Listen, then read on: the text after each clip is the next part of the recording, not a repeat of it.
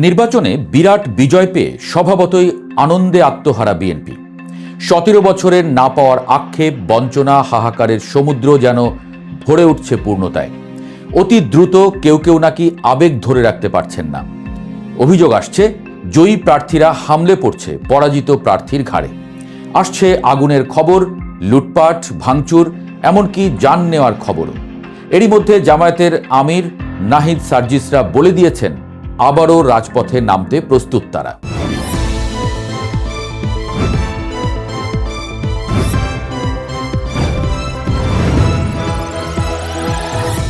ইতিহাসের সবচেয়ে শান্তিপূর্ণ নির্বাচন অনুষ্ঠানের জন্য এরই মধ্যে ধন্যবাদ পেয়ে গেছেন প্রধান উপদেষ্টা। নির্বাচনের দিন মানুষের প্রাণ যায়নি, হয়নি বড় কোনো সংঘাত, অথচ মানুষ ভেবেছিল রীতিমতো কেয়ামত নেমে আসতে পারত এই নির্বাচনে। সব প্লট প্রস্তুতি ছিল, ধ্বংসের খবর প্রচারের জন্য সব ধরনের প্রস্তুতি রাখা ছিল গণমাধ্যমগুলোতেও। অথচ কি শান্তিপূর্ণ একটা দিন গেল, কিন্তু দিন কাটতে না কাটতেই আসতে থাকে অশান্তি, সংঘর্ষের খবর। জামায়াত অভিযোগ করল তাদের নেতাকর্মীদের উপর রীতিমতো হামলে পড়েছে বিএনপির নেতাকর্মীরা। শুধু তাই নয়, জামায়াতের আমির অভিযোগ করলেন নির্বাচনে কারচুপি, ঘষা মাজা হয়েছে। হুমকি দিলেন যদি এসব অনিয়ম এবং হামলার বিচার বা প্রতিকার না পাওয়া যায় এবং তাদের বাধ্য করা হয়, তবে তারা রাজপথে নামতে বাধ্য হবেন। আমাদেরকে যদি বাধ্য করা হয় তাহলে রাজপথেও আমরা নামব। শুধু জামায়াতের আমিরই নন, এমন কথা শোনা গেল জামায়াত জোটের অন্যতম দল এনসিপির প্রধান নেতা নাহিদ ইসলাম সার্জিসদের কণ্ঠেও। তারা বললেন বিপ্লবের পর যে আকাঙ্ক্ষা নিয়ে মানুষ রাস্তায় নেমেছিল, সেই আকাঙ্ক্ষাকে ধূলিসাৎ হতে দেওয়া হবে না। সার্জিস আলম তো সরাসরি বলে দিলেন যারা বিজয়ী হয়ে নব্য স্বৈরাচার হওয়ার স্বপ্ন দেখছেন তাদের সেই সুযোগ দেয়া হবে না। প্রয়োজনে কাল থেকেই আবার রাজপথ হবে তাদের ঠিকানা। এখন তারা আরেকটা স্বৈরাচার কায়েম করবে, নব্য স্বৈরাচার হবে।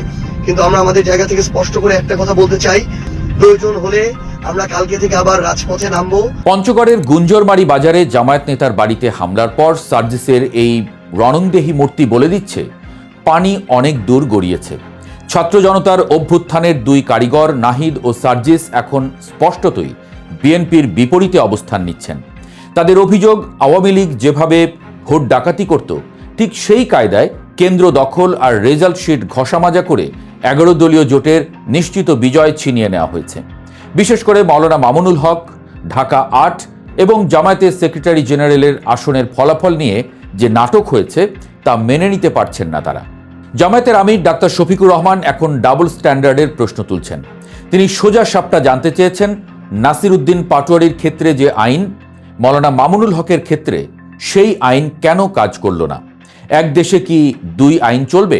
নাসির উদ্দিন পাটোয়ারির ওখানে যে কারণে অন্য একজন প্রার্থীর পক্ষে ব্যালট অ্যাকসেপ্ট করা হয়েছে, ঠিক একই কারণ বিদ্যমান থাকা সত্ত্বেও মাওলানা মামুনুল হক সাহেবের পক্ষে এটা অ্যাকসেপ্ট করা হয়নি। তো এক দেশে কি দুই আইন চলবে?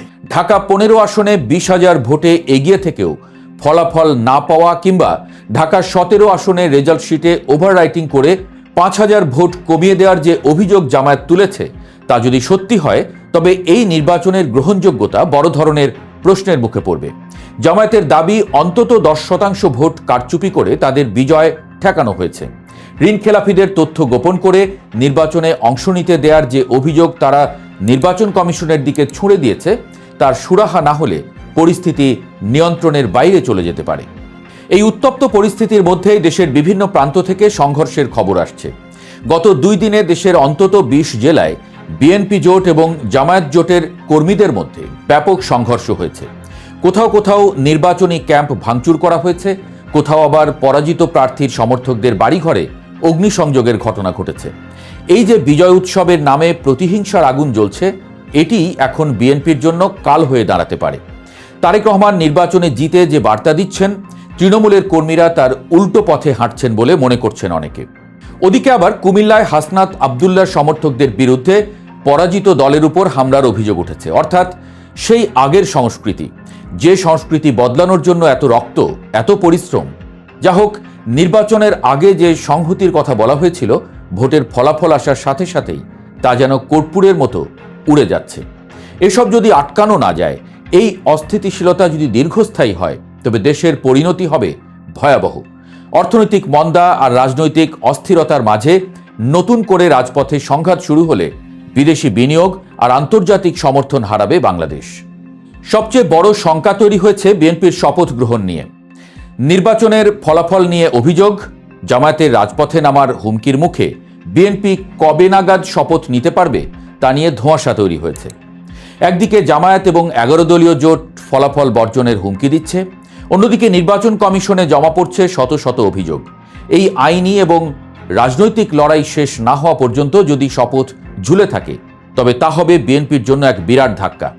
17 বছর পর ক্ষমতায় যাওয়ার যে স্বপ্ন তারা দেখছে তা হাতের কাছে এসেও ফসকে যাওয়ার উপক্রম হতে পারে। যদি জামায়াত শেষ পর্যন্ত বড় আন্দোলনে নামে তবে অন্তর্বর্তী সরকারের পক্ষেও ক্ষমতা হস্তান্তর করা কঠিন হয়ে পড়বে। আর এই পুরো সংকটের সবচেয়ে বড় সুবিধাভোগী হতে পারে আওয়ামী লীগ। তারা এখন তককে তককে আছে। বিএনপি ও জামায়াতের এই গৃহদাহ আওয়ামী লীগের জন্য শাপে বর। তারা বিশ্ব দরবারে প্রচার করার সুযোগ পাবে যে তাদের ছাড়া এই দেশে গণতন্ত্র মানেই বিশৃঙ্খলা আর রক্তপাত। ভোটে কিছু অনিয়মের খবরে এরই মধ্যে মতামত জানিয়েছে আওয়ামী লীগ। শেখ হাসিনাও কথা বলেছেন এ বিষয়ে। আওয়ামী লীগ সরাসরি মাঠে নেই, কিন্তু তারা ঘরোয়া রাজনীতিতে আবারও প্রাসঙ্গিক হওয়ার জন্য এই সুযোগটিকেই বেছে নিতে পারে। যদি জামায়াত ও বিএনপি একে অপরকে রাজপথে প্রতিহত করতে শুরু করে তবে আওয়ামী লীগের জন্য মাঠ পরিষ্কার হয়ে যায়।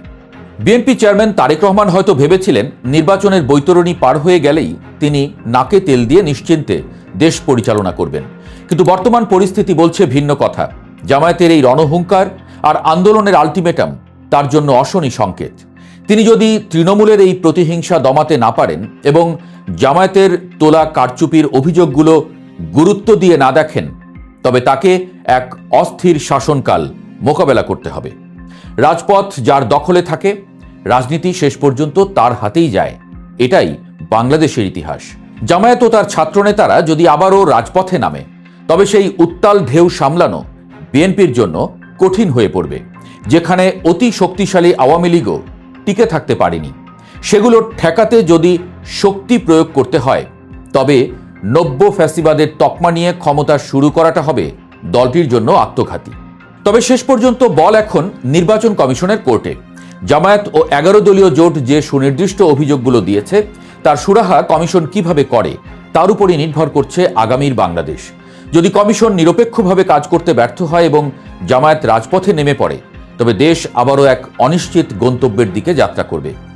শান্তি নাকি রাজপথের সংগ্রাম, বাংলাদেশ এখন সেই সন্ধিক্ষণে দাঁড়িয়ে আছে। তবে সব কালো ছায়া দূর করে আলোর পথে ফিরুক প্রিয় বাংলাদেশ, এটাই চাওয়া হোক সবার।